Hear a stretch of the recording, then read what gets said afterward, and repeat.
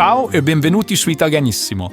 I'm your teacher for today's lesson, so without further ado, let's begin. Buono studio.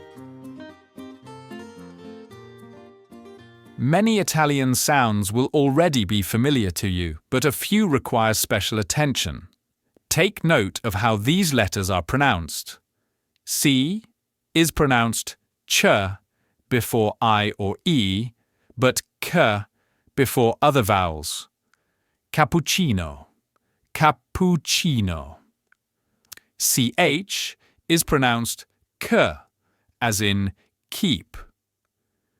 G is pronounced j, as in jam, before I or E, but g, as in get, before other vowels.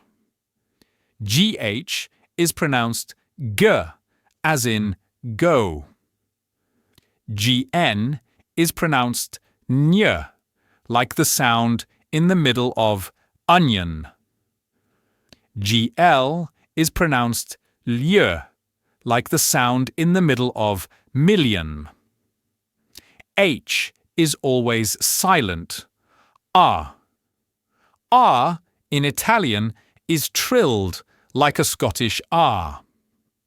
S in Italian can be pronounced either s as in see or z as in zoo. SC is pronounced sh as in ship before I or E, but sk as in skip before other vowels. Z in Italian is pronounced ts as in pets.